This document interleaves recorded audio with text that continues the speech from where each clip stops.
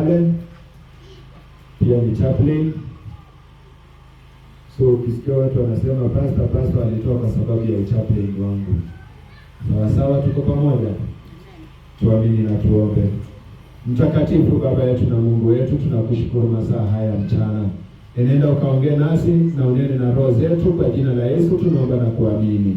Amen.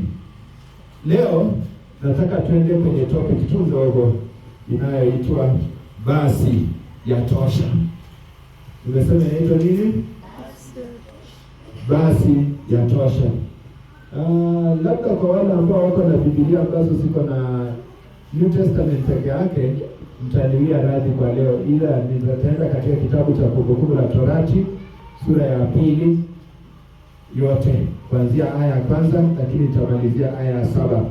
Kuna mambo 7 ambayo Mungu anataka tuweze kuyafahamu siku hii ya leo. Ama kwa kweli kuna wakati tunahangaika, kuna wakati tunasumbuka, lakini Bwana anasema yatosha. Kawa ya sijui kwa Kimasai tutasema nini imetosha. Etibe hivyo sasa. Yatosha. So utaandika kama unaandika yatosha, basi yatosha. Kama unaandika katika lugha ya Kiingereza, unaweza andika ukasema ya kwamba it's now enough. It's now enough. Tasoma, msomaji nisomee katika kitabu cha Kumbukumbu la Torati sura yake ya 2 aya ya 2 na ya 3. Fungu ile tu wote tunasoma. Inasema nini? Hili mstari wa 2 inasema, ndio, na 3. Bwana akasema, akaniambia, mwaizunguka mlima huu vya kutosha. Ya kwamba mumezunguka mlima huu ya kufanya nini? Ya kutosha. Basi geukeni upande wa kaskazini. Sasa geukeni upande wa nini? Wa kaskazini. Ni nini kimetokea katika aya hiyo? Ni nini tunaweza kujionyesha ama kujiendeleza katika maisha yetu baada ya kugundua jambo hili? Na jambo la mwisho, kwa nini Mungu akasema yatosha? Unaposoma katika Kumbukumbu la Torati sura yake ya 1 na kuendelea, utagundua ya kwamba ni Musa anatoa historia. Anajaribu kueleza hadithi ya mambo yaliyotukia kwa safari ya wana wa Israeli tangu watoke katika nchi ya utumwa, nchi ya Misri, nchi ya Egypt, nchi ambayo walikuwa wamepata mateso.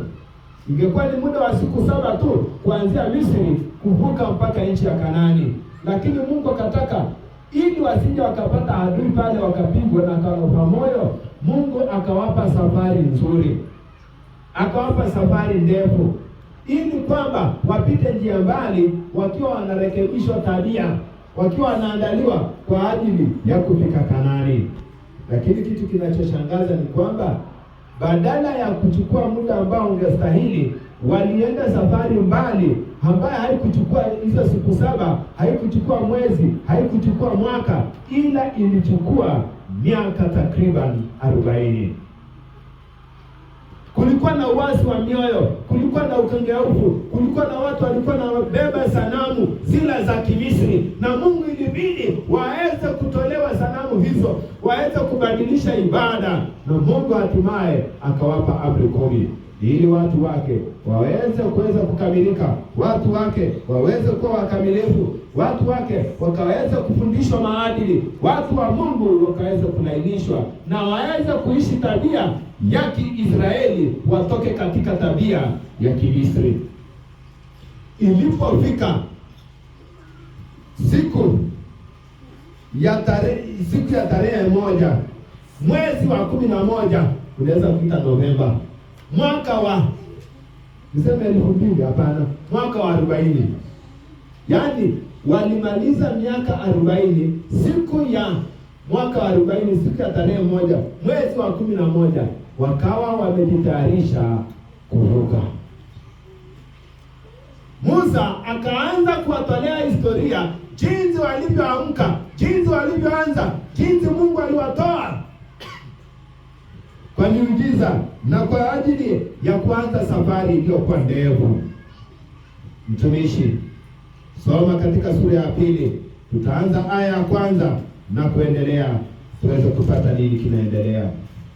Lakini kabla ya kwanza, wana wa Israeli walipokuwa wakipelekwa wakipitia jangwani, Musa akawatolea hadithi jinsi Mungu aliwaondolea Ogu mfalme wa Bashani na Sihoni mfalme wa Amori.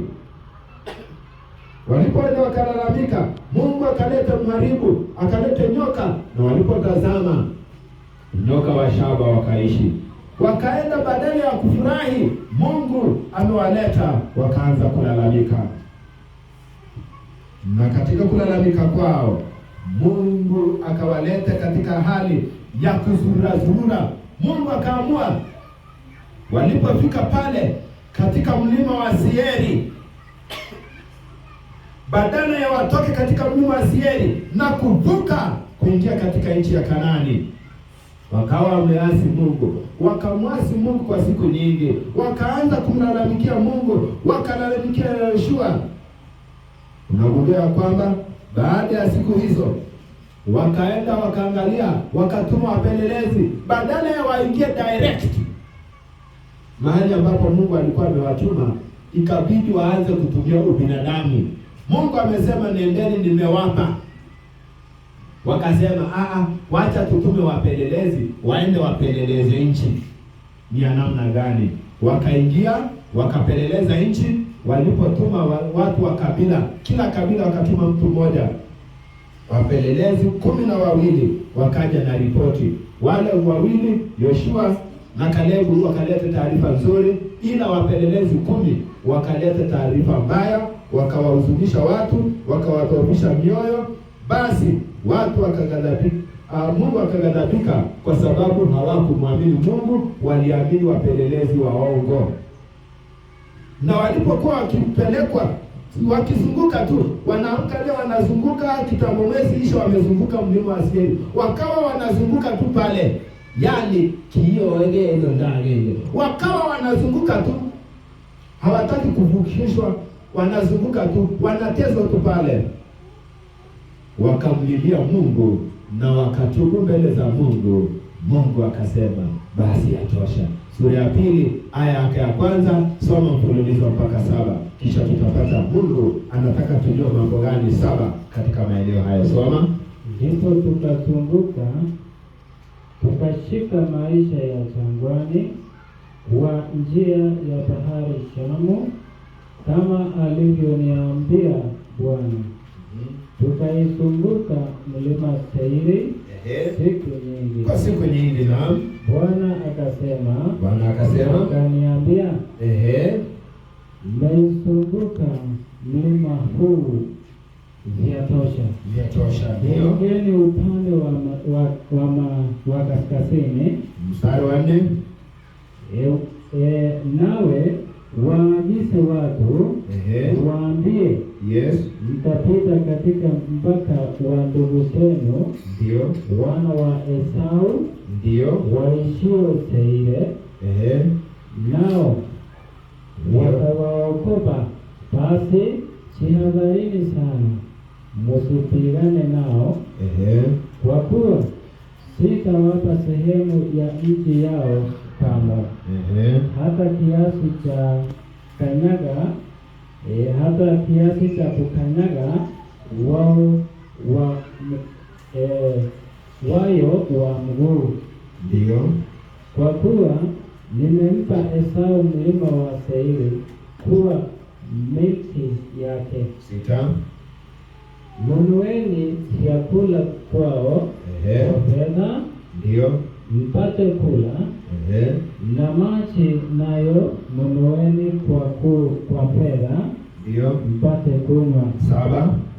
Kwa kuwa Bwana Mungu wako amekubariki katika kazi yote ya mkono wako. Amejua nao Bwana Mungu wako amekuwa alikuwa nasema, rudia 7 vizuri. 7 narudia. Kwa kuwa Bwana Mungu wako amekubariki katika kazi yote ya mkono wako. Amejua ulivyotembea katika jangwa kubwa hili miaka 40 hii. Naam. Alikuwa nawe Bwana Mungu wako. Naam. Hukukosa kitu. Asante sana. Hilo ndio neno la Bwana. Ndugu zangu na dada zangu, mchana wa leo Mungu anataka kunena nasi juu ya jambo gani? Kwa nini Mungu akatupa taarifa hii ambayo Musa anajaribu kurudisha nyuma, kuwaeleza wana wa Israeli jinsi walivyopitia katika jangwa ngumu yenye maisha magumu? Na leo hii Mungu anataka tujue nini? Ni mambo 7, na baada ya mambo 7 hayo Mungu atakuwa na wito kwangu na kwako.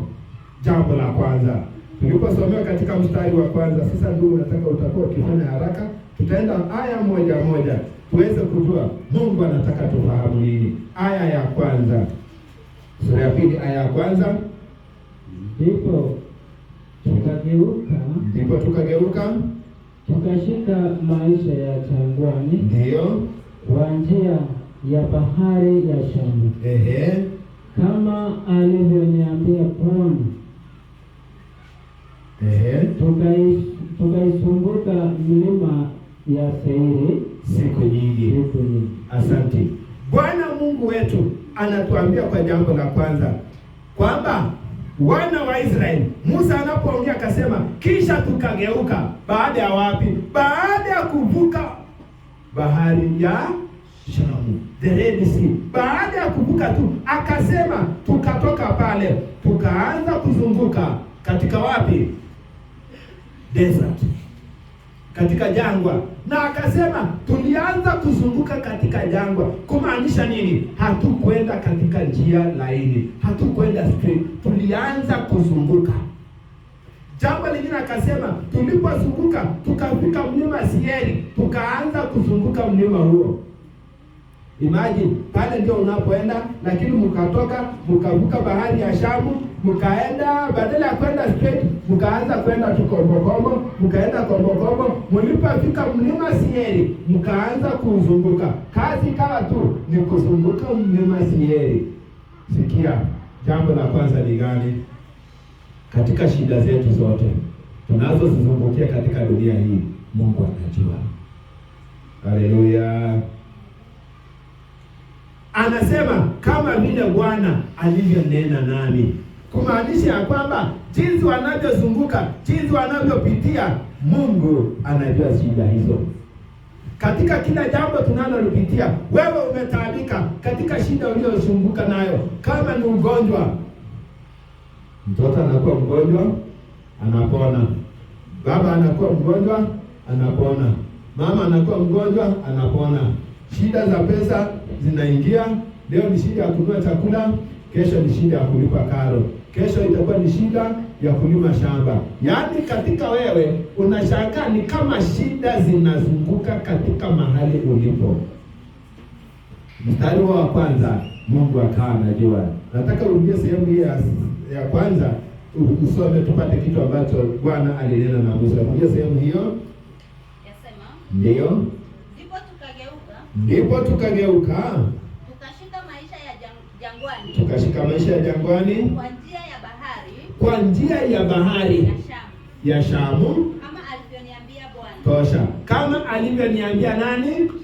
Kumaanisha kuna matatizo mengine, ijapokuwa tunapita, tunaweza kuwa tunamlaumu shetani, lakini Mungu akasema nataka kukupitisha pale. Kwa hivyo ndugu zangu na dada zangu, kuna wakati wa kupita katika shida. Usianze kulaumu na kutupa maneno. Rudi kwa Bwana umwambie, Mungu, ninapita shida hii. Je, uko pamoja na mimi? Muulize Bwana, je, bado tunatembea pamoja? Usije ukamwacha Mungu, kwa sababu kuna wakati anakupitisha pale kwa sababu anataka kukulainisha. Watoto, sikia hadithi. Watoto, kuna hadithi hapa. Kuna kijana mmoja alikuwa anaitwa Tom. Alikuwa anaitwa nani? Basi huyu Tom akawa anaona vipepeo. Mnajua vipepeo iko na colors aina gapi? Haya yenye unajua iko na colors gani? White, black and white, yellow. Sasa huyu kijana akawa anaona vipepeo wanakuja wa yellow, wengine wako colored. Kwanza akifanya mabawa hivi anaonekana colors nyingi, akinyamaza hivi inaonekana color yellow. Akifungua hivi yellow, black, green na some red dots. Akawa anavutiwa. Tena si ile kipepeo mdogo, ni ule kipepeo mkubwa. Anajaribu kwenda kumshika kipepeo, anatembea. Kila siku anaona vipepeo tofauti. Siku moja akaona mdudu anakaa kama katapila, na huyu mdudu ako na manini na miba hivi, na kule kwenye mkia ako na miba kubwa. Akaambia mama, ndio huyu mdudu atanidunga. Mamake akamwambia, wale vipepeo umekuwa ukiwaona, kuna wakati wanaingia kwa kitu hivi na wanakuwa hiyo mdudu. Sasa huyo mdudu atakula, akishakula anajenga kitu kinaitwa kakuni. Inaitwa nini? Alafu anaingia ndani, anajenga hiyo kitu, ataishi hapo ndani na ile chakula amekula, anaanza kuwa kipepeo. Alafu utaona vile atatokea. Basi mtoto akawa anaangalia kila siku, anaenda asubuhi, anaangalia, anaona bado ni mdudu. Baadaye akaona inaanza kufunikwa na vitu kama uzi. Mwisho akaona imetengeneza kitu kama nyumba na imeishi ndani. Akaambia mama, sasa itatokaje? Baada ya wiki moja akaona yule mdudu, shimo imefunguka kwa ile kanyumba, na mdudu anaanza kutokea, anajifinya hivi, anatokea kwa uso, anajifinya, anaanza kutokea. Akajiuliza, kwa nini Mungu anatesa huyu mdudu? Sini kama mdudu anateseka. Siku akakuja jioni, hajatokezea yote. Siku ya pili akaona mdudu ametokezea, anaanza kuwa kipepeo colored mzuri. Akaenda, anatokezea, inajifinya. Alipoona inaelekea kujitokezea huko nyuma, akaona na Mungu naye kwa nini anatesa mdudu? Wacha nitafute wembe, nikate ikanyumba, hii mdudu atoe huru nicheze na kipepeo wangu. Akaona wacha nimsaidie. Sasa Mungu anawatengenezea shimo kidogo itokezee, si anaitesa. Si inateseka kweli? Sasa ungesema inateseka, si ndio? Na ungesaidia. Akatafuta wembe yake kwa bagi ya shule, akatoa wembe, akakuja. Sasa anaona mabawa imetoka karibu yote, huko nyuma peke yake ndio imebaki. Wacha nikati mdudu atoke aende zake. Alipokata hivi, akagundua mdudu huko nyuma mahali baada ijetoka, baada imekaa kubwa hivi na imejaa maji. Akatoa hivi. Sasa mdudu kuanzia siku hiyo haikupeperuka tena, kwa sababu ilikuwa na uzito wapi? Huko nyuma. Kumbe Mungu ametengenezea shimo kidogo, ndio ajifinye, ile maji yote inatoka, ajifinye maji yote ikitoka, akwe na uwezo wa kufanya nini? Kupepea. Alipouliza mama yake akamwambia, hiyo ndio Mungu njia alimtengenezea, kwa sababu hana kitu ya kujifinya atoe, anajifinya kutoka kwa shimo hivi, hiyo maji yote inabaki, anakuwa na wepesi. Akasema sasa mama nitafanyaje? Akaambia ushamtoa kwa mahali Mungu alimtengenezea, ajitoe maji, hakuna vile unaweza mtoa. Maana ukifinya unamuumiza, lakini akitoka pole maji inatoka kidogo. Kuanzia siku hiyo kipepeo hakupepea tena mpaka siku ile alikuwa kijana akahuzunika. Kuna wakati tunaishi katika maisha yetu, Mungu anatupitisha kwa mahali finyu, mahali pamekuwa nyembamba, unaanza kusema, kwa nini Mungu ninateseka? Nikana kwamba ninapiga round. Mungu anasema, mimi ndiye nimesema upitie hapo. Haleluya kanisa. Kwa hivyo kuna wakati wa kuvumilia, wakati unapita maisha, kwa sababu Mungu anajua. Jambo la pili, katika sura yake ya pili aya ya pili inasema nini? Nasema hivi. Naam. Bwana akasema, akaniambia. Tosha, hili peke yake hata usijidi. Bwana akasema, akaniambia. Kwa nini Musa hajasema Bwana akatuambia? Jambo la pili, msikilize Mungu binafsi. Wewe binafsi. Kazi cheo inyeri. Unajua kuna saa hizi tunapohubiriwa hapa, kuna mtu anasema hiyo maneno ni adoma. Hiyo maneno ni amati. Wacha kusikilizia mwingine. Sikiliza yako peke yako. Musa angesema, Mungu akanena na sisi, akatuambia, Musa sio bure. Hata siku tunaposema Yesu ni Bwana, usiseme Yesu ni Bwana wa Wasabato. Yesu ni Bwana wa Jehova. Kuna nini? Itaya nini?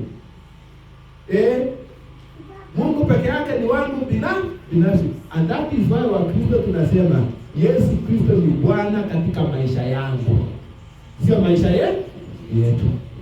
Hiyo inamaanisha nini? Unastahili kumsikiliza Mungu wewe binafsi. Musa, kanda na wana wa Israeli waliokuwa wengi, takriban 1,600 waliotoka katika nchi ya Misri, Musa aliamua kumsikiliza Mungu yeye binafsi. Wewe na mimi tumsikilize Mungu kila mmoja binafsi. Listen to God personally. Kusikiliza Mungu wewe binafsi. Jambo la tatu, tusome mstari wa 3. Mmeuzunguka mlima huu ya kutosha. Geukeni upande wa kaskazini. Asante. Kumbe kila kitu kina mwisho wake. So kama andika jambo la 3, kila kitu kina mwisho wake. Inamaanisha nini? Mlivyozunguka na magonjwa na taabu mingi, Mungu akasema imetosha. Imefanya nini? Mnakumbuka topic yetu? Basi yato. Kwa hivyo kila matatizo unayopitia iko na mwisho wake. Mungu akasema mlivyozunguka mlima huu yafanya nini? Yatosha. Kumaanisha kila kitu kina mwisho wake. Unapoangalia usiseme hii taabu imenifuata, ni kama hii taabu ni kama nimerogewa. Kila kitu kina mwisho wake. Umetaabika katika familia yako, umetaabika katika nyumba yako, wewe mtoto umetaabika katika masomo, wewe baba umetaabika katika kutafutia watoto, kila kitu kina mwisho wake. Siku za kuhangaika ziko na mwisho.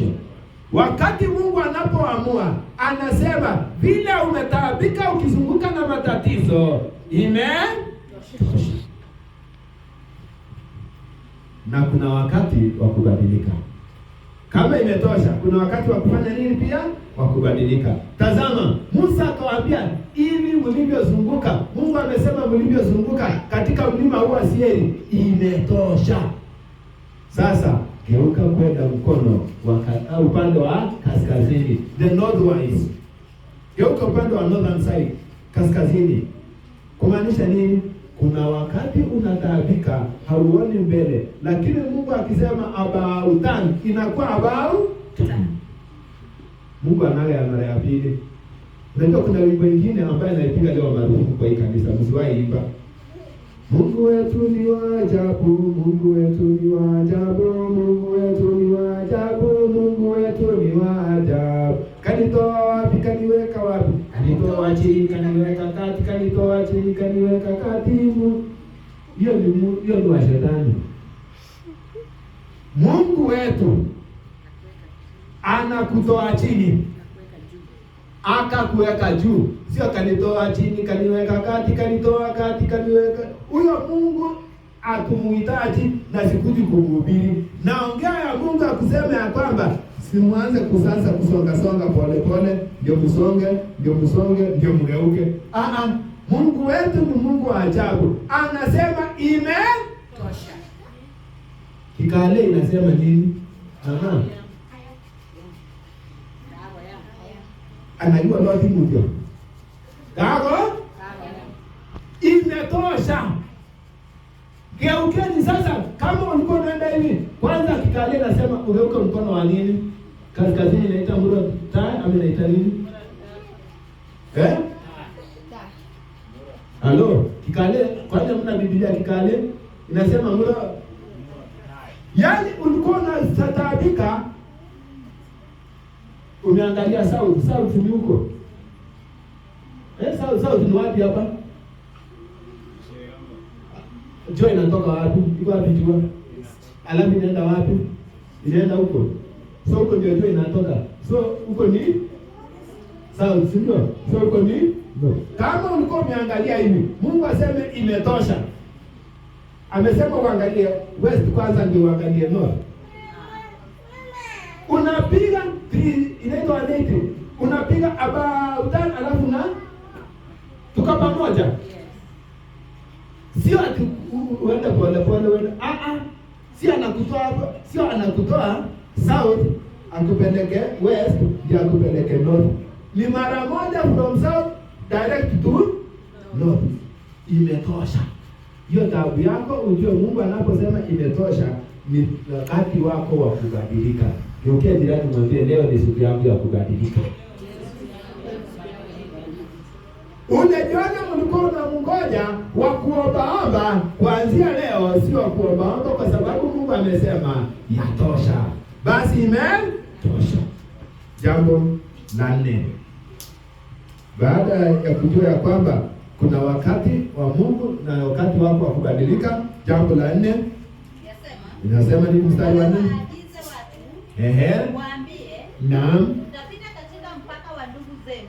Mtapita katikati ya mpaka wa ndugu zenu kina Esau, wana wa Esau, ndio waishio pale Seiri, nao utawaogopa. Basi jihadharini sana. Nao watakuogopa. Basi jihadharini sana. Jambo la 4, jenga uhusiano na ndugu. Na uishi vizuri na watu. Unajua kuna wakati watu wa kanisa, wa Kristo, watu wa Mungu, tunaamua kubarikiwa na Mungu na anabadilisha maisha yako. Tunaamua kubadilisha pala kanisa. Ella, unasema siku hizi mimi wa Sunrise. Heshimu watu wenzangu. Baki kwa kanisa. Mungu akiamua kukuelevate na kukuweka juu, endelea kubariki kanisa. Ishi vizuri na watu. Usikanyage watu. Nenda kurudi tu. Ishi na watu vizuri. Wakati Mungu anapokuinua na kukubadilisha about time, brother, endelea kupenda hii kanisa. Si ati ni sasa ninaenda KCC. Tuendelea kubaki kwa hii kanisa na tuendelea kuisupport na kuibariki. Nilitoka katika kanisa kubwa sana Nairobi. Ninaitwa Lisa hii na matajiri. Makanisa kubwa watu wanakuja na magari. Nilipofika Kericho nikauliza kanisa la Waadventista na kwanza watu wakaniambia, yaani kabla hujamaliza kusema kanisa la Waadventista liko wapi, wanakueleza kaniambia liko hapa Sunrise. Nikamwambia Sunrise, ila ninasikia hiyo kanisa kubwa siendi. Nikauliza, kwa nini usiende kanisa kubwa? Nikamwambia kwanza hata nimetoka kanisa kubwa na nimetoka. Nilipokuwa boy nilikuwa kanisa kubwa, Boy Central. Tumejenga kanisa bonge la kanisa. Nikauliza nikasikia kanisa la Sunrise. Nikauliza na lingine, nikaambiwa kuna kanisa la Kericho Central. Nikasema Central, ila ninasikia hiyo kanisa ni kubwa. Iko wapi kanisa lingine? Nikatafuta nikapata mail. Nikajua hapa karibu na wafungo, hapo ndio nitaenda. Kuna wakati Mungu anapokubariki, anataka utembee na utaratibu. Usidharau wengine. So namba 4 nimesema jenga uhusiano na ndugu na uishi vizuri. Biblia akasema jihadhari, ujiepushe. So unapotembea usidharau wengine, usione wengine kama ni bure, penda kila mtu na treat watu equally. Yaani chamchitule, aigeri nimegalia vitu. Nilishangaa sana, nimeitwa kanisa moja hapa katika district yetu. Nikashangaa watu wanaenda kuniambia, "Jona, umeamua kuja kanisa letu?" Nikamuuliza ndio. Nikamjibu ndio. Nikamuuliza kwa nini, akaniambia usijali. Baada ya mahubiri nikamfuata nikamwambia hapana, enda nataka uniambie kwa nini umeuliza kwa nini nimekuja kanisa lenu. Akaniambia niliambiwa hata usitafute Jona, hawezi kuja kanisa hili leo. Nikamuuliza nani alisema, kaniambia usijali. Nimekuwa nikisikia unaenda makanisa kubwa na nimeambiwa huyo hata usimuite. Nikamuuliza si ungenipigia basi uniulize ndio uone kama nitakuja. Akaniambia vile nilikuwa nimeambiwa hatuwezi enda kanisa la chini. Nikamwambia mimi kanisa lolote hata kama ni chini ya miti nitafanya nini? Nitaenda. Ni vile tu nimewaheshimu. Nilienda kanisa hili nikawekewa hii siku kupigia magoti. Huwa sitatagi ile kitu. Wekeni wenye tumekuja pamoja. Ni vile nilitaka kusonga hapa mmeweka mpaka mwisho. Haikabidi tunipigie magoti lakini mimi sipigiagi magoti. Nataka nipige magoti kwa kanisa hili lenu. Ninyenyekee kwa kanisa hili lenu nisikie utamu wa hili kanisa. Nataka nikuje na miguu pole nikanyage matope nisikie utamu yenye Wakristo wanasikia. Wana wa Israeli wakaambiwa mkapita katikati ya ndugu zenu jihadhari vile mnavyoenda. Nataka tukuje tukae pamoja na nyinyi tukule tusherekee. Elamadi anakuwa ananiita ninakuja. Tunakuja tunakaa naye jioni. Sikwambia tunaenda kwa manyumba za watu hapa tunapiga injili. Hata kanisa nyingine tulikuja hapa tukapiga injili na mama hapa. Tukakaa mpaka jioni. Masaa tu yanatufukuza. Jihadhari unapokuwa na ndugu zako vile Mungu amekubariki. Jambo la 5 katika mstari wa 5 ikasema nini? Ikasema msipigane nao. Kwa kuwa sitawapa sehemu ya nchi yao kamwe. Kwa nini? Hata kiasi cha kukanyaga wayo wa mguu. Kwa nini? Kwa kuwa nimempa Esau milima ya Seiri kuwa miliki yake. Kwa hivyo katika dunia hii jambo la 5 usishindane. Kila mtu hapa na riziki yake.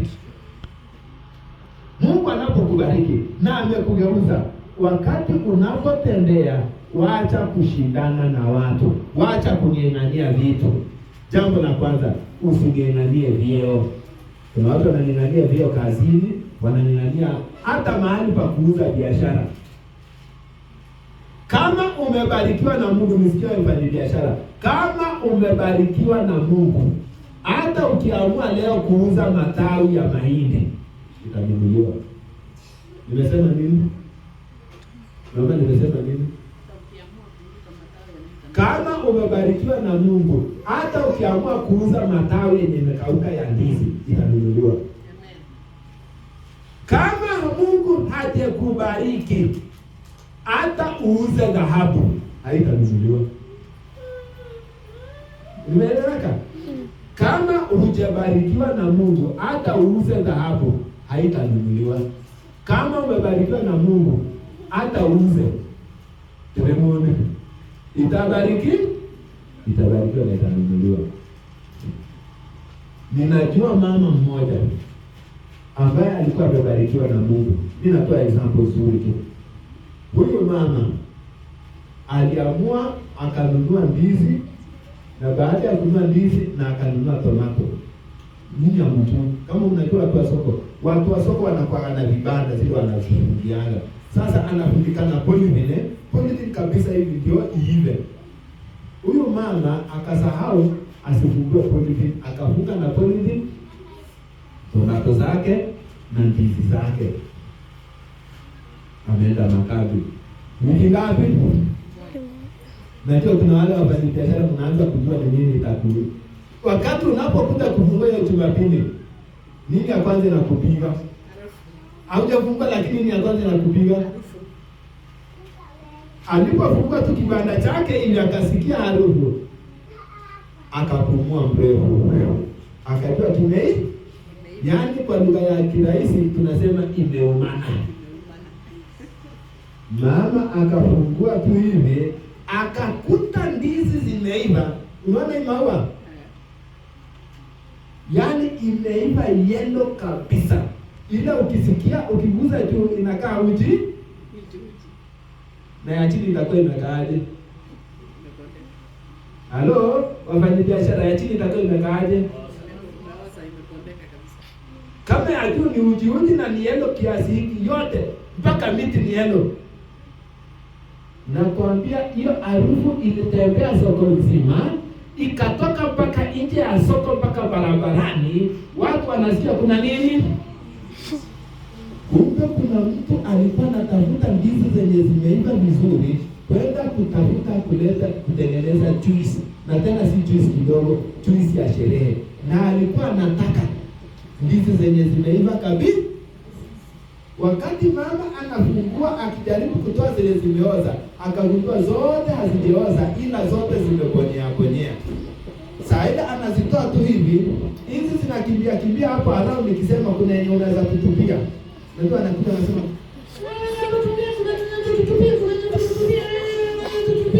wakati hizi wanatafuta, mtu anafuata harufu aje mahali ambapo anasikia ndizi zenye zimeiva, anakuta mama akizitoa ameziweka hapo kwa maganda zimekuwa yellow mpaka zinataka kuwa nyeusi. Na inawekwa maganda ya ndizi kisha inawekwa polepole. Jamaa alikuja akatoa akasema nataka kuwekewa kreti, akaambia imeharibika. Akasema haijaharibika, hizo ndio ninazohitaji. Mwanaume anapoambia sasa nitakuuzia bei gani? Akasema hizi za kawaida wewe unauzaje? Akaambia nauza 10. Akaambia mama mimi nataka kuuziwa hizi 20 sasa, kwa sababu nataka kununua za kuweka juu. Akaambia lakini sasa, akaambia wacha hiyo story ndio ninatafuta. Nimetafuta soko nzima nimekosa. Nimekuwa nikifuata hiyo harufu ndio nikanifikisha hapa kwako. Mwanaume akaweka kwa kreti zote, akaitisha na kreti zingine, akanunua zote, akauliza mama, hakuna hata mbili hata kidogo imebaki hapo, naona hainitoshi. Akaambiwa zimeisha. Mwanaume akalipia bei za gharama ya juu, akaenda na zote. Wakati mama baada anajishika kichwa akijiuliza, nimeuza ama ni ndoto? Mwingine naye mwanaume akafika, tomato zilikuwa nyeusi. Akamwambia nataka za kwenda kutengeneza mchuzi. Unaweza kuwa na nyanya, tomato yenye imeiva kabisa. Akaambia sijui kama bado ni mzuri, hata nimeogopa kuzishika vile zinakaa. Yaani roho hizi zinakaa ujiu. Akaambia mnione hii hata nipea kazi tenda tunioshe, nizitumbukize nivinye na mwiko mara moja, nitengeneze nini?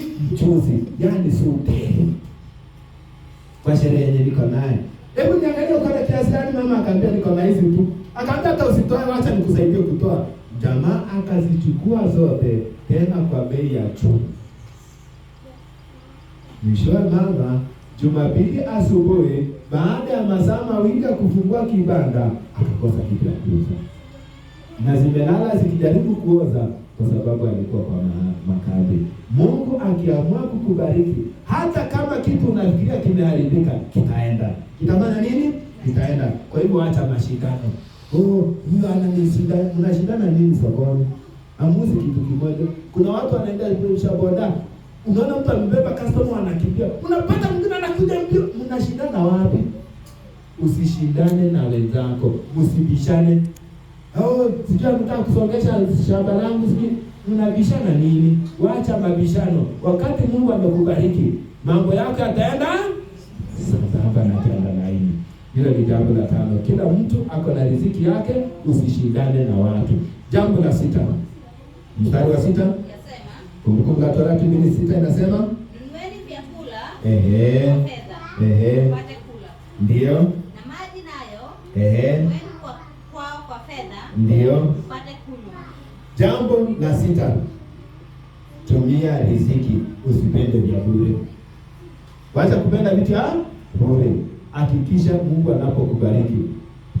Kama umekuwa ukienda alafu unaenda unaombaomba, waacha tabia ya kuombaomba. Ambia Mungu, sasa ni wakati wako wa kubariki na wengine. Ukibarikiwa, tumia hiyo pesa hata bariki wengine. Matthew, ingia hapa kunywa chai. Nunulia Matthew. Sijui nani, patia. Tumia hiyo pesa. Kuja kanisani, toa hiyo pesa. Si Mungu amekubariki. Sasa usianze kwenda kusema, unaone, mtanipatia nini? Ni wakati wa kutumia riziki yako. Wale mumezoea kwenda betting, ukome kwa jina la Yesu. Ati Avieta ndio ndege. Itaenda na pesa yako na inaenda na imani yako. Na ikupeleke direct mpaka ikutumbukiza kwa shetani hiyo ndege ile Avieta. Wacha zaburi. Halo, geukia mwenzako hata kabla hajaanza mwambie waachana na betting. Achana na betting. Mkodolee macho hata kama anafanyaga. Hata kama nienda na umekaa karibu na mkodolee macho mwambie wacha betting. Tumia riziki yako na ununue chakula, ununue cha kukunywa. Tumia nguvu zako, pesa yako. Hiyo ni mstari wa ngapi? Wa 6. Tumia riziki, wacha kutumia vya bure. Hatunaweka pale. Tuma neno fupi linalosema kwa 2-3-2-1 utajishindia milioni. Nani alikuletea milioni? Kwanza Mungu anasema atabariki kazi ya mikono yako, tutaingia hiyo. Mungu anapokuambia about time, kuanzia leo upige about time, uende mkono wa kulia ama uende kaskazini. Wacha kufanya ile bahati nasibu. Unajua tulikuwa tunaita kamari. Ayaweka pesa. Kwani unafikiria ilienda wapi? Haikukufa. Ilienda ikaokoka, ikabatizwa, ikaanza kuitwa pesa kujishindia. Atutakuja kuelekea flow kanisa. Hatuhitaji hizo pesa zako, enda nazo. Ila tunahitaji Mungu abariki kazi yetu. Tutumie riziki yetu, tukule jasho yetu. In short, number 6, kula riziki yako, tumia riziki yako. Kula jasho yako. Na ufanye kazi kwa bidii, ukule vitu vyako, wacha vya kuelele, uacha za kuzurura. Kula pesa yako. Na wewe ambaye tu kazi yako ni kuamka. Kuna wazee wengine naonaga, tena wazee wa kanisa wazuri sana. Wanakuja, wanapiga town pale raundi, naona wanapiga raundi wamevaa vizuri. Wanaenda wanapata shilingi 20 yake, anaingia hoteli anakula. Anakula vizuri, anashiba, anakula nyama na chapo. Anafika nyumbani, anasema haki leo nimezurura sikupata chochote. Na imejaa wapi? Anaambia sio basi mama, anamwambia baba watoto kula sasa. Amemwekea kasukuma na unajua sukuma ni kidogo sasa ndio itoshe wa familia, unaweka kamaji nyingi hivi ndio itoshe familia. Anaangalia hivi, alafu anasema haki nimezurura nimepigwa na jua hata sina appetite. Una appetite na umekula kuku. Koma kwa jina la Yesu. Kula riziki yako na ukule na familia yako. Jambo la 7 ambalo linanifurahisha. Mstari wa 7. Deuteronomy chapter 2 verse 7. Nasema, kwa kuwa Bwana Mungu wako amekubariki katika kazi yote ya mkono wako. Ati kazi ya mikono yako. Kwa hivyo watu wafanye kazi kwa bidii, Mungu anabariki kazi ya mikono yako. Baraka za Mungu ama baraka za Bwana ni za hakika. Unapojitoa katika kazi yoyote ile, hakikisha kwamba kama Mungu amekugeuza ukaenda upande wa kaskazini, hiyo kazi inabarikiwa. Na nimetoa mfano mzuri wa huyo mama. Kazi yako inabarikiwa. Nakumbuka tukiwa bado nyumbani wakati mwingine tukiwa tunafanya biashara. Mimi natoka katika maeneo moja na Pastor Maina, Isaac Maina. Katika harakati mnamjua? Ama ninaongea mtu wa Mungu. Unajua Pastor Maina? Tukawa tunafanya kazi, tukawa tumeshikana tunafanya kazi ya biashara ya kuuza nguo. Tulikuwa tunatoa Nairobi, hata tuko tunakuja Kericho. Tulikuwa tunatoa Nairobi, watu wanashangaa. Tuna waste pesa yote kwenda Nairobi na Kericho ni karibu na tungekuwa tunakuja kununua. Tukajua sisi tu watumishi wa Mungu tunatoa zetu mbali. Ikafika twende seminar. Wiki mzima watu wanasema simu moja angeenda siku chache, mwingine abaki auze na mwingine akuja afungue. Ule akienda mpaka katikati ya wiki, mwingine akuja auze, mwingine aende. Tukaambia hapana. Baada ya seminar hiyo ni ikafika makambi. Tena wiki mzima tumeenda. Tena tumefunga sisi wawili. Mpaka wafanyabiashara wanatuuliza, na nyinyi mko serious na business? Wacha nikwambie. Mungu akiamua kubariki kazi ya mikono yako, haangalii ulipoteza ngapi. Yeye ana-calculate, anasema ungestahili kupata pesa fulani kwa siku. Ana total. Kisha akisha total anapiga mara 2 kwa sababu ulikuja kwangu kunitafuta na mimi ninakubariki. So anabariki. Ile ungepata kama ungepata 500 kwa wiki na ukakuja kwangu. So anakupea 500. Na kwa sababu ulienda kwake anaweka double. Double ya 500 ni ngapi? So anakupatia double kwanza ambayo ni 1000 na ile yako ungepata kwa siku. Inakuwa ngapi yote? Na multiply kwa wiki mzima atakupea ngapi? Mmenielewa eh? Unanielewa ninapiga hesabu namna gani? Kwa hivyo unapokuja kwa Mungu, yeye anakupatia yako ungepata kwa wiki na ana multiply kwa yake na anakupea zote. Tulienda tukafungua Jumapili baada ya kumaliza kazi. Yaani mliamua kutufungia hivi. Karibu ni customer site tumefungua. Kwani mlikuwa mmeenda wapi? Tulienda kanisa. Yaani mnaenda wote mkatuacha tu hivi. Leteni basi. Mko na nini? Tukaambia tuko na hii, tuko na mama ya watoto ya nini. Tuliuza mpaka tukauza hakuna. Mwingine naye anakuja tena anataka skirt suit kama ya huyu. Mwenye huyu amechukua. Tunaambia lakini sina. Anasema mtaleta nini, shika basi pesa. Yaani unauza mpaka hakuna. Sijasema unauza yenye uko naye. Unauza mpaka promise. Unauza promise nitalete kesho. Mtu analipa na anasema alafu mnile hiyo jioni. Nikaambia basi mimi. Sasa hii kidogo imebaki hapa. Chukizo sote sisi tuwe. Hii uuze, mimi naendea hiyo jioni. Nikaingia gari nikaenda Nairobi.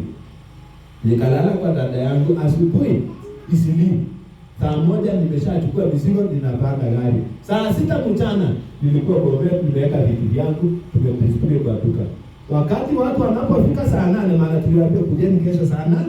Wanapofika saa 8 yani tayari nilishauza mpaka ile siku na nimejaza mpaka stock. Na kwa sababu amelipa mpaka faida nikajaza stock kuliko vile ilikuwa mbeleni. Kabla ya hiyo wiki kuisha, yani Mungu alikana kwamba alikuwa ananiambia ungekuwa na stock ningefanya iende yote.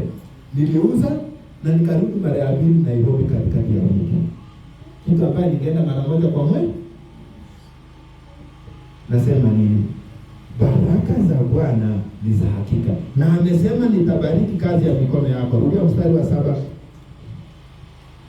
Kwa kuwa Bwana Mungu wako amekubariki katika kazi yote. Kwa kuwa Bwana Mungu wako amekubariki katika kazi yote ya mikono yako. Amejua ulivyotembea katika jangwa kubwa hili. Yaani anajua vile umeteseka. Anajua vile umefanya nini? Umeteseka katika hii jangwa kubwa hili. Ndipo anapokubariki akasema ninajua vile umeteseka. Mwisho akasema nini? Miaka 40 hii alikuwa nawe Bwana. Tosha. Yaani na ukupungiko hiyo na nini? Na kitu. Kuna wakati umetaabika mpaka najiuliza, nitaitoa kwa hii shida. Leo hii Mungu anataka kuongea na wewe. Anataka kukutoa katika hiyo shida. Aweze kukufanya elevated. Mpaka watu wanauliza, "Haya. Ni kama ninakujua. Wewe na yule mali anakaa pale kwa ikaa, mnafanana?" Unaambia ni mimi. Hapana, si wewe. Sasa unatembea hivi unajaribu kufunga koti maji, inakataa kufungika, inakuvinya. Watu wanakuuliza naye ni maji kweli? Unaambia ni mimi. Kwa nini? Mungu anapokubariki, anaamua kukusimamisha mpaka watu washangae. Swali ni moja. Baada ya kuinuliwa hivyo unasema nini? Unasema asante Mungu wangu. Ni jukumu langu, ni jukumu lako. Wakuambie Mungu, asante Yesu, asante Yesu, asante sana Bwana Yesu, asante Yesu. Yaani watu wanaenda tu, unaona tu mtu tu anatembea njiani lakini mimi iko wapi? Mimi ndegele. Yaani tu. Yaani kuna watu hapa ninajua mkikutana na mimi nisipowajua simniambie ni mimi. Umeina ni mimi. Usinipite, sitakupita kwa sababu ukishaniambia utajua Bwana alipokubariki. Kuhusu aroili au niliti. Yaani Mungu atakupangusa, akubadilishe na akutakase mpaka utakasike kwa kweli. Haleluya. Because Mungu wetu huyu tunayemwabudu si Mungu wa midogo kidogo.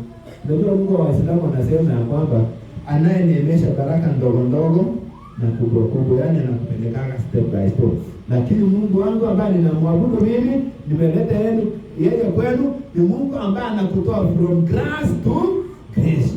Kutoka kwa prison kama Yusufu na kukuketisha katika hukumu. Kuna kitu bado tunabishana na mtu nikimuuliza, kuna kitu ulikuwa unanionyesha, ni nini hiyo? Mbona inakaa ile? Nataka kwenda hapo mahali nionyesha. Si mara moja, si mara mbili, si mara tatu, si mwaka moja, alinionyesha mara nyingi. Nilikuwa namwambia, Hujachelewa. Hii miaka 40 yangu si imeisha, nionyeshe sasa ni wapi nastahili kuketi. Hata mimi tukikutana na mimi siku nyingine Mungu amenipeleka mahali hapo, sitakusalimia, si ndio? So, baada ya kubarikiwa usisahau mambo mawili, ujitoe kwa Mungu na utoe kwa Mungu. Nimeeleweka? Nasema unapobarikiwa na Mungu amekuinua, usisahau kujitoa na kutoa kwa. Kuna watu wakibarikiwa, nasikia asikupata nafasi, nilikuwa nimeenda seminar. Najua tangu cheo upande nilikuwa nimeenda seminar. Sikia story hii kabla ya kutoa mifano mingine 2, 3, 4 nimalize. Hivi kulikuwa na mzee mmoja, baada ya kuoa msichana ambaye alikuwa ni mwimbaji pale kanisani, alikuwa very active pale kanisa lile, wakawa wameoana, wakawa naanza maisha mazuri, wakabarikiwa. Mzee akapandishwa cheo katika ofisi yake, akakuwa manager. Mama naye akapata ujauzito, akapata mtoto, wakawa wamebarikiwa, kila kitu alikuwa akihitaji wamepata. Yaani kama vile wale wachekeshaji wanasema kochwa mali, yaani wakawa wanaogelea ndani ya fedha. Wakaanza kuchelewa kuja kanisani, mara hawakuji kanisani, wanaamka saa 4 ya mchana, wanagundua tumechelewa kanisani, maana nyumba iko na mpaka ile ukitaka kusikia baridi inajiongeza joto yenyewe, ikikuwa joto sana inajileta baridi. Sasa wanalala, walikuwa nalala na bedsheet pamoja na blanketi. Sasa hivi wakiamka blanketi inaenda gapi ile na siti huko juu. Sasa wanalala mbele kwa kifre msito, anakosa kuamka. Sabato imefika, nasema tutaangalia mahubiri kwa huko cha, yaani hata tutaangalia mahubiri kwa TV, hatutaenda kanisa. Pastor akaamua kuwatembelea. Baada ya pastor kuwatembelea, alipofika akaomba na akasoma aya moja, akawauliza, ndugu yangu na dada yangu, mbona siku hizi hamkuji kanisani? Wakanasema tutakuja kimiore. Unajua watu wakuja wanasema tuko njiani. Akauliza mimi nataka kuomba, lakini kabla ya kuomba nataka mniambie ni nini kinawafanya msije kanisani? Mama akaamua kufungua roho. Akaambia, najua tangu mzee wangu aongezewe cheo, Saturday ndio wako na meeting kazini, saa zingine wako kwa seminars, saa zingine wako na wanatembeleana kama wakubwa Saturday. So hapati time ya kuja kanisa. Na wewe mama, unajua tangu Mungu alibariki na mtoto, saa zingine tunaamka asubuhi, mtoto aliamka, ninaona ni ngumu kuamsha mtoto asubuhi kumlete. Saa zingine mtoto analia asubuhi, pastor akaambia haina neno. Sawa. Tupige magoti tu. Na tunapoomba, mimi hata sitaki mnipe request yenu, mimi niko na request moja nataka kupatia Mungu. Tangu mzee upande cheo ukuje kanisani, tangu mama uzae au ukuje kanisani. Ninaomba Mungu leo prayer request moja, awaondolee vikwazo yenye niwazuia kuja nini kanisani. Tufungeni macho tuombe. Ungefunga macho? Pastor ngoja kidogo ya mzee. Business yangu si kazi. Mama nasema ngoja pastor akisi mtoto. Maana amejua tutaomba kazi isha, tuombe mtoto afanye nini? Haya. Sitasema kilichojiri, ninasema nini? Unapobarikiwa, jitoe kwa Mungu na utoe kwa Mungu. Musa alipoulizwa, mtakwenda na kina nani? Akasema, tutakwenda na wake zetu, na watoto zetu, na waume zetu, na ng'ombe zetu, hata hautasalia hata ukwato. Unajua ukwato? Kome ile nyaya ya ng'ombe, umehitaji nyaya ya ng'ombe ile ikiko mrefu, sasa ile tunakata. Unahitaji ikiko. Haya. Sasa sikia. Basi niulize, hiyo kitu ikikatwa umbe inakula? Mbwa za huko kwenu zinakula? Kwetu kila kitu ya ng'ombe mbwa inakula, including hata mpaka ngozi ama mifupa. Lakini ukwato mbwa za kwenu zinakula? Amen. Haikuli. Lakini Musa akasema tutakwenda na watoto wetu na familia zetu, hautasalia hata ukwato. Yaani hata ile kitu mbwa haikuli tutaenda naye. Haleluya. Amen. Yaani hao ni wale walijitolea kwa Mungu. Ndiposa Musa anapotoa taarifa katika kitabu cha Kumbukumbu la Torati sura ya 2 anasema ya kwamba tutakwenda. Na tutakwenda kwa sababu tumemjua Mungu. Yaani tunajipeana kwa Mungu na mali zetu. Hata cheche hatutabakisha nyuma. Shida ni kwamba kuna Wakristo wao hawaendi. Sawa? Wao hawafanyi nini? Hawaendi. Na kwa sababu hawaendi, hata watoto wao hawaendi. Wako shuleni siku ya leo. Baada ya Petro soma macho mtoto asome. Nilikuleta kwa shule usome ama nilikuleta kanisani? Soma kwanza, utakuja kwenda kanisa baadaye. Watoto wanaenda kwa shetani. Pesa hata aleti ng'ombe. Kitu analeta ni kwato za nini? Musa alisema tunatangulia na familia zetu na ng'ombe zetu, kwato hata hizo hatutaacha nyuma. Lakini kuna watu wanasema sisi ndio tutaachwa nyuma, kwato ndio tutaleta kanisani. Hilo wagochu. Kuna nini hapo? Hebu angalia. Kwa hiyo bagi yangu hebu angalia, alafu anza kutoa zile ma coins. Hizo coins zenye tumetoa pale ndio tutapelekea nani? Mungu. Hizo coins zimebaki. Sikia. Nataka kutaja watu watatu waliotoka kwa Mungu baada ya Mungu kuwapitisha katika Deuteronomy chapter 2 verse 1 to 7. Na wakaona ya kwamba Mungu amesema yatosha. Hiyo taabu mmetaabika ni nyingi. Kawa yam matonyali imetosha enough. Walifanya nini?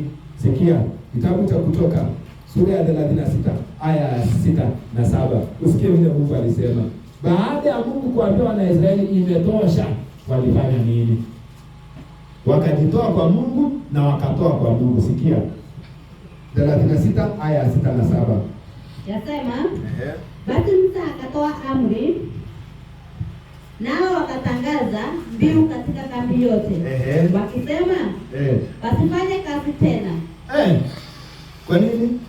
Mwanamume wala mwanamke. Kwa ajili ya matoleo kwa mahali patakatifu.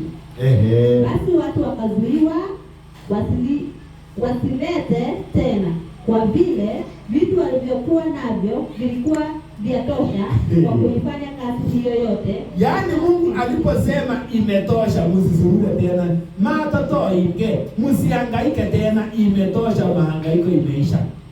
Watu nao wakasema, yaani Mungu ulisema matatizo yangu imeisha, imetosha. Hata mimi nakupatia. Mpaka leo useme hivyo. Mpaka msasema bana. Kina dada, unajua wao wanasemaga wamama mkusanye, alafu wanaume mkusanye. Wanaume msitoe tena, wamama msitoe, imetosha. Mwai toka kwa kanisa mpaka ikasemekana imetosha. Mwai toka kwa kanisa mpaka mkatangaza. Sio mimi unaona mnatangaza matangazo ya matangazo. Unaitangaza hapa msitoe tena, imetosha. Imezidi, imekuwa excess. Musa wakati anatoa taarifa hii ni kwa sababu Mungu alikuwa ameambia watu matatizo na kuhangaika imetosha.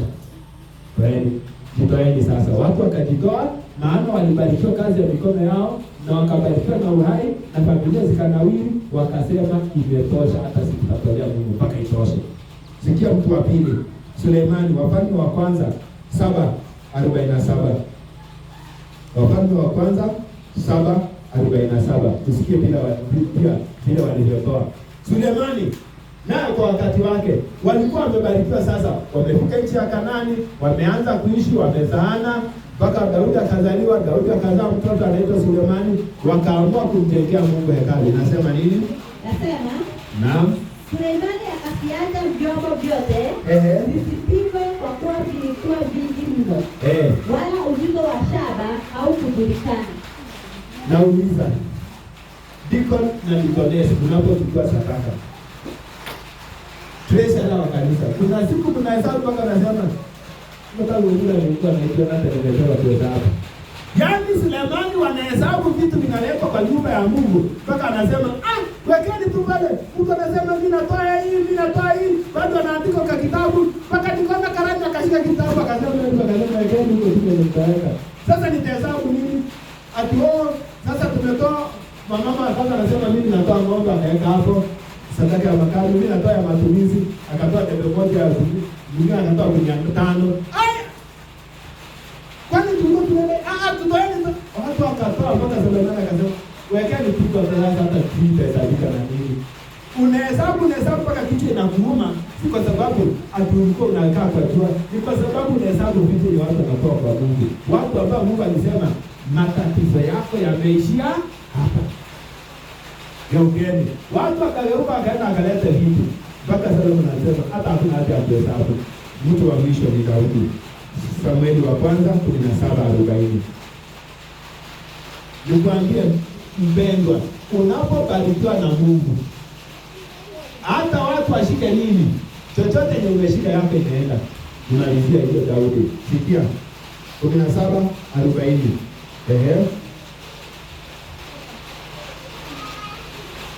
Daudi alifanya nini? Akaichukua fimbo yake mkononi na akajichagulia mawe laini ndio katika kijito cha maji, akayatia katika mfuko wa kichungaji alichokuwa nao. Sikia. Maana mkoba wake na kombeo lake alikuwa nalo mkononi mwake. Daudi unamjua alienda akaua nani? Goliathi. Alichukua mawe ngapi? Watoto, Daudi alichukua mawe ngapi? Alitoa mawe laini, akaweka wapi mawe? Aliweka kwa mfuko wa kichungaji.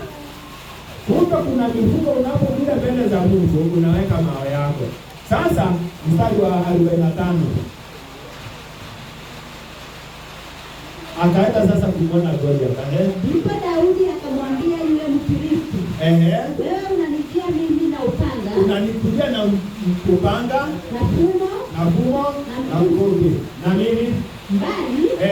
Mimi ninakujia wewe kwa jina la Bwana wa majeshi, Mungu wa majeshi ya Israeli uliowatukana. Unajua pesa unapelekana kwa harambee. Unapelekana kwa jina la Mungu. Na hata tukamsaidia na unapeana hivyo. Lakini unapoleta kanisani unaleta kwa jina la Bwana. Daudi akasema, hii mawe 5. Wewe unanikujia na panga, na fumo, na mkuki. Mimi nakukujia tu kwa neno moja. Nakukujia na mkuki kwa jina la Bwana.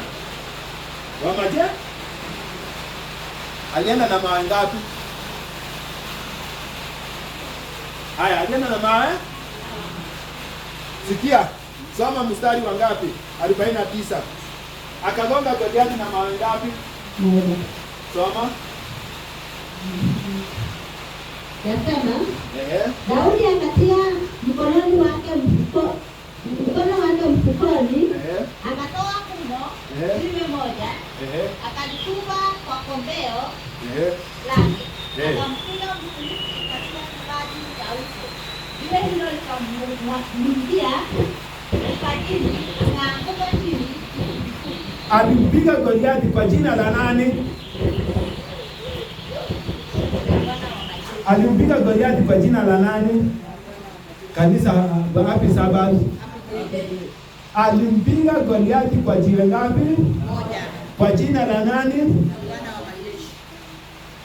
Nikasema hata ukiuza matawi utanunuliwa.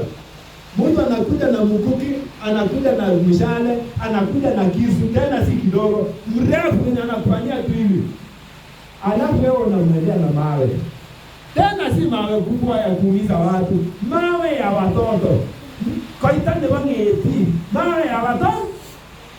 Tena ile ya kuweka kwa kombeo, ile ya watoto.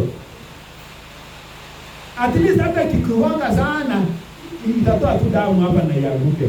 Lakini Biblia inaniambia alienda na hiyo mawe kwa jina la Kumbe ukienda na chochote, hata ikiwe ndogo, bora imeenda kwa jina la nani? Bwana wa majeshi. Namtolea Mungu wa majeshi. Hata kama ni kidogo, inafanya nini? Inaua Goliathi. Swali namalizia na swali. Alichukua mawe ngapi kutoka mto? Akapiga Goliathi na mawe ngapi? Moja. Anaporudi Jerusalem, alirudi na mawe ngapi?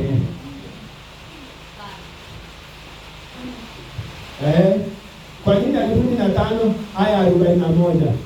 Mtu akisema alitupa, alikuwa kameweka kwa bagi yake ya kichungaji. Na baada ya kuweka na mawe hayo, alimpiga Goliathi, jiwe likagonga hapa, ikapasua na ikaingia ndani. Soma 51. Na uendelee.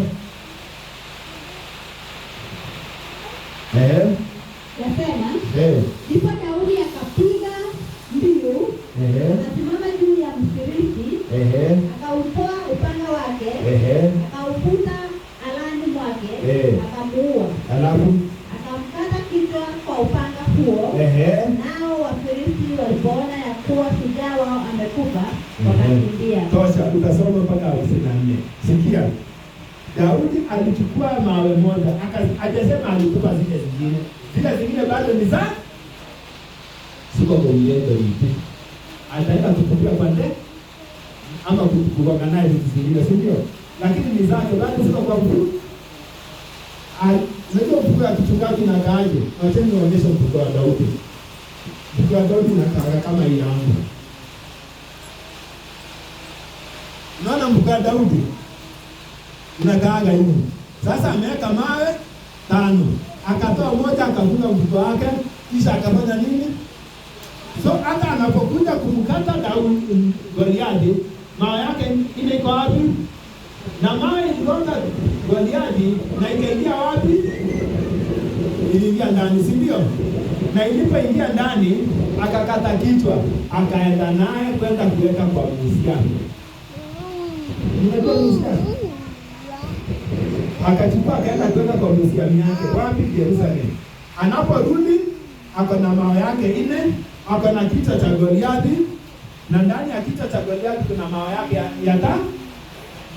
Bwana alipoenda kuweka kwa museum, kichwa iliote mawe ikaanguka. Akatoa mawe yake akarudisha kwa bagi yake, akasema hii ni mawe ya bahati. Akaweka wapi? Hiyo ni mawazo yangu. Ama aliweka museum akawa anasema stone that killed Goliath. Kwa museum kichwa Goliath. Tuko pamoja? Kwa hivupi, kiendacho kwa Mungu hakina hasara. Ila inaenda na kuleta vipi? Watu walipokuja kuona mawe yenye iligonga Goliath na kichwa ya Goliath kwa museum, Daudi aliwarudisha ama hakuwarudisha? Bali unakuja kuona tu, unalipa. Mkienda Kisumu museum, si mnalipa? Bali Daudi alianza kupata bahati. Kitu yoyote unapotoa kwa jina la Mungu, aliendi bure. Mwisho. Kitabu cha Matendo ya Mitume sura ya 10 aya yake ya 1 mpaka 4, tumalize kisha niwaambie hapo. Sikia. Unapobarikiwa kwa sababu Mungu amesema basi yatosha, imetosha, usiangalie tena.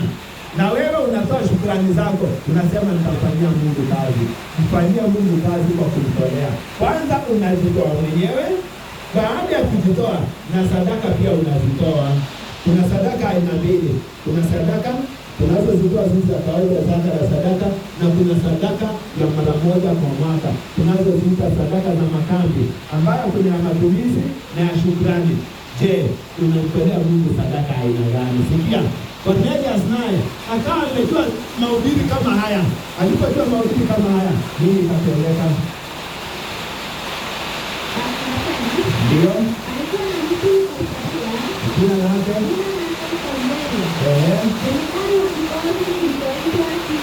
Italia. Mtu mtaua, mcha Mungu, yeye na nyumba yake yote. Alafu Naye alikuwa akiwapa watu sadaka nyingi. na alikuwa anawapa watu zawadi nyingi. Moja kidogo na sadaka, kuna zawadi na sadaka. Hizi anapea watu ni gani?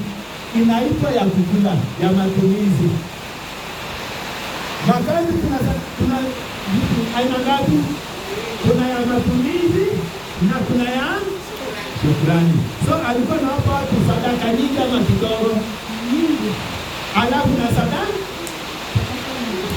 Kwa hivyo yeye alikuwa anatoa sadaka ya shukrani na alikuwa anatoa ya matumizi ndio watu watumie.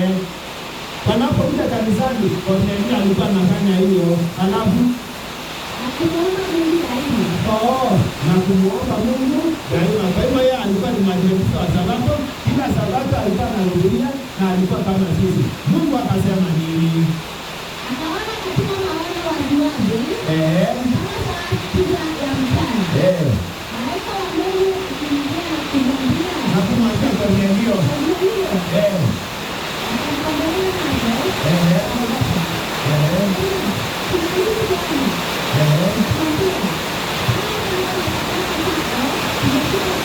Sala zako na sadaka zako zinafika kwa nani? Kwa Mungu. Baba na sadaka pamoja na maombi zinaenda kwa nani? Kumbe hata ukitoa sadaka ya madhambi, ukitoa sadaka za matumizi, inaandikwa wapi? Kwa Mungu. Kwa Mungu. Kuanzia leo, baada ya Mungu kukwambia kwamba imetosha, unamtolea Mungu. Wakati sadaka tunazozitoa zinaenda kwa Mungu, nataka tuweza kusimama tunachosema kusema neno la Mungu. Tuweza kusimama kusema neno la Mungu. Kornelio aliambiwa